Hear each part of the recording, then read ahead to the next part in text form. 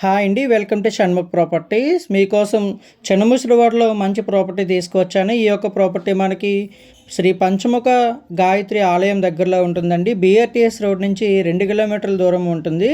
మీరు చూస్తున్నారు కదా, చుట్టూ residential area, individual houses, flats, group houses అయితే ఉంటాయి.